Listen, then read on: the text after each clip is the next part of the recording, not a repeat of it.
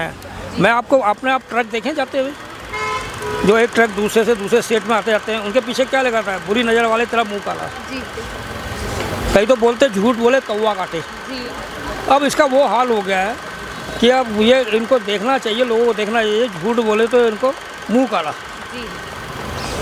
इनका वोट देके इनका अपना वोट। तो आज अरविंद केजरीवाल ने अपनी प्रेस कॉन्फ्रेंस में केंद्र सरकार पर तंज कसा है, या यूँ कहें उन पे सीधे निशाना ही साधा है, क्योंकि यहाँ पर केंद्र सरकार को लेकर तमाम बड़ी बातें तो अरविंद केजरीवाल ने बोली है। और साथ ही साथ ये भी अरविंद केजरीवाल ने बोला है कि अगर दिल्ली की सुरक्षा इनसे नहीं हो रही तो हमें सौंप दे। इस पर अब जनता का क्या कहना है, और ऐसे में जो सुरक्षा की बात अरविंद केजरीवाल करते हैं उस पर जनता क्या कहती है, आइए जानते हैं जनता से। तो सर, आपका क्या कहना है इस मुद्दे पर? देखिए, केजरीवाल की तो किसी से भी तुलना करना बेकार है जी। वो इतना महापुरुष है, झूठ बोल रहे हैं। इससे आज तक कोई मुख्यमंत्री दिल्ली को मिला ही नहीं ऐसा। अच्छा। जितना झूठा व्यक्ति है मुख्यमंत्री दिल्ली को मिला है। वो जो अपना आरोप किसी पे लगाता है कि कानून व्यवस्था बिगड़ी हुई है, चरमरा गई है, उससे पूछो कि आपकी कानून व्यवस्था क्या थी, आपने कितना लोगों को, दिल्ली की जनता का भला किया, कितने उनके लिए अच्छे काम किए आपने, ये तो बता दो। मैं ये कहना चाहता हूँ, कानून व्यवस्था हाथ में लेना चाहते हैं, क्या अपनी दादागिरी दिखाना चाहते हैं? इनके जितने भी लोग थे, आपने देखा कभी दंगा फसाद कई जगह हुए हैं। और दूसरे ये जमानत पे हैं। जो लोग जमानत पे हैं आम आदमी पार्टी के, अब आप ये बताइए कि जो जमानत पे उनसे आप रह सकते हो कि वो अच्छा विचार रखेंगे अपना? जी। तो उनका काम है कि ये जो है एनडीआई के जो ये मेंबर हैं, जितने भी लोग हैं, टीम बनी हुई है, सब भ्रष्टाचार पे लिप्त हैं, दूसरों पे आरोप लगाते हैं, किसी भी काम की प्रशंसा नहीं करते हैं। जबकि एलजी ने, जो मुख्यमंत्री कुछ टाइम के लिए बनी आतिशी, उसकी थोड़ी तारीफ करी है केजरीवाल से लाख दर्जे, ये लेडीज़ अच्छी है। यानी मुझे लेडीज़ अच्छी का मतलब नहीं कह रहा मैं सुंदरता के ऊपर, मैं ये कह रहा हूँ कि उस काम के बेस पर उसकी अच्छी वो है प्रेफरेंस। प्रेस कॉन्फ्रेंस में अरविंद केजरीवाल ने केंद्र सरकार पर भी निशाना साधा, और ऐसे में कुछ चीज़ें उन्होंने गिनवाई हैं इस प्रेस कॉन्फ्रेंस में कि साफ तौर पर उनका निशाना कोई और नहीं हमारे गृह मंत्री अमित शाह हैं। उन्होंने ये बताया है कि गृह मंत्री अमित शाह के घर से इतनी दूरी पर इतने रेप हो रहे हैं, इतने कांड हो रहे हैं, और दिल्ली को एक ऐसी कैपिटल बताया दुनिया की जो सबसे क्राइम कैपिटल में उसकी मतलब दर्जा दिया है यहाँ पर दिल्ली को। तो उस पर आपका क्या कहना है? देखिए, केजरीवाल कुछ भी कह सकता है, बोल सकता है, आरोप लगा सकता है कि एक दिल्ली का मुख्यमंत्री है।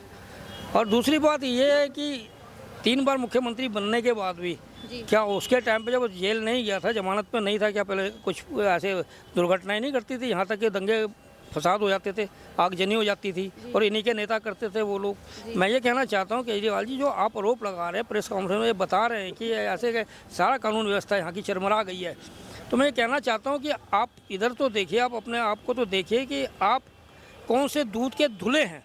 अच्छा। बताइए, कौन से दूध के धुले हैं आप? अगर आप कहते हैं कि हमारा 1 रुपये का कोई नहीं किया, हमारे एक वो नहीं पकड़ी गई है हेरा फेरी, तो भाई कोर्ट ने जमानत पे क्यों छोड़ा आपको?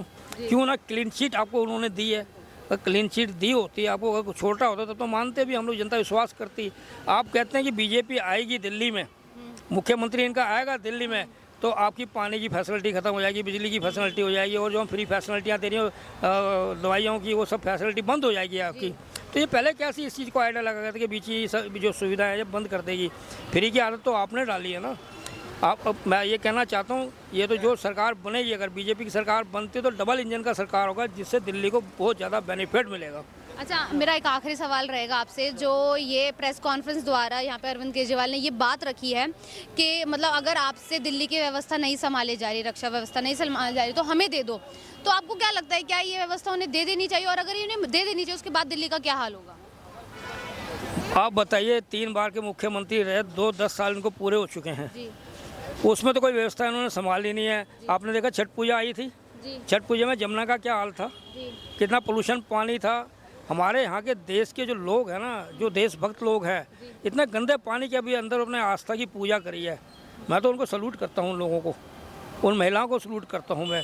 इनको कोई शर्म नहीं आई है कि पानी की व्यवस्था नहीं है, पीने का पानी शुद्ध नहीं है, गंदा बदबूदार पानी आ रहा है, आज भी आ रहा है।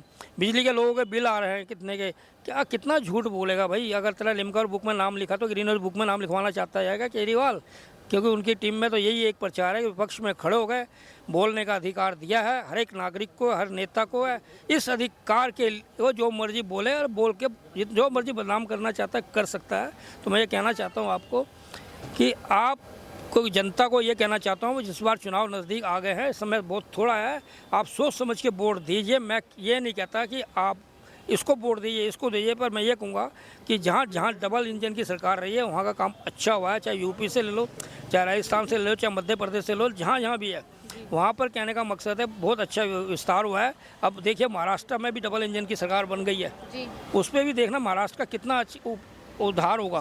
तो मैं ये कहना चाहता हूँ खाली अकेले केजरीवाल की बीन बजाने से कुछ नहीं होने का।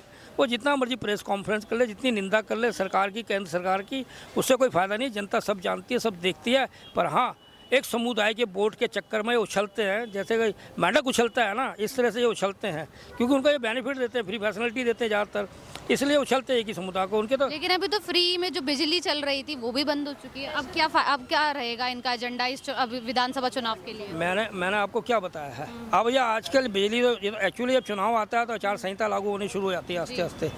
अब तो ये आस्ते आस्ते वृद्धा पेंशन के भी आगे आ रहे हैं कि वृद्धा पेंशन देंगे। आज के इतने साल तक उन्होंने क्यों वृद्धा पेंशन बंद रखी हुई थी?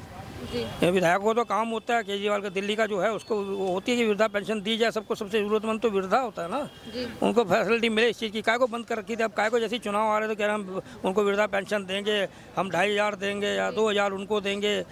तो इसलिए मैं कहना चाहता हूँ कि आप ये देखिए आप कि आप लोग जितनी भी जनता है हमारे दिल्ली की, अब 2 करोड़ से ऊपर ज़्यादा हमारी जनता हो चुकी है, और इसके बावजूद भी अगर उनको अगर जैसे युवाओं को वाईफाई नहीं मिली, नौकरियां नहीं मिली है, डीटीसी वालों को सैलरी नहीं मिली है, तनख्वाह कई बार रुकी है, रुकावट हुई है उनकी, यातायात के साधन में महिलाओं को कहते हैं फ्री कर रखा है। अरे भाई, महिलाएं जो पढ़ी लिखी लोग हैं अच्छी, तो बस में कहाँ सफ़र करती हैं? वो तो अपने व्यवसाय के लिए या नौकरी जो भी जॉब करते हैं उसके लिए तो वो सीधा वहाँ जाते हैं, उसमें ऑटो में जाते हैं, उसमें ओला में जाते हैं।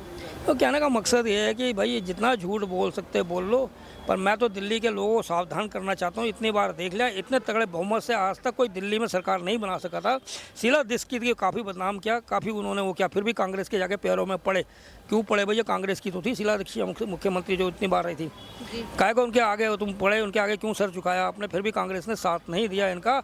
ये सबसे बड़ा मुँह पे चाटा था इनके। धन्यवाद। ओके, धन्यवाद। तो सुना आप सभी ने कि कैसे साफ तौर पर जनता का यही कहना है कि सिर्फ अरविंद केजरीवाल झूठ का बोलबाला करते हैं, उनका सिर्फ झूठ है, उन्होंने जनता को गुमराह करने का काम करा है। और ऐसे में अब देखना होगा कि जो आगामी विधानसभा चुनाव है उसमें क्या नतीजे रहते हैं। क्या फिर से दिल्ली की जनता आम आदमी पार्टी को ही अपनी जनसत्ता देगी, या फिर अब यहाँ बदल जाएगी दिल्ली की सत्ता? बाकी ऐसी तमाम अपडेट्स के लिए बने रहें DDN 5 के साथ।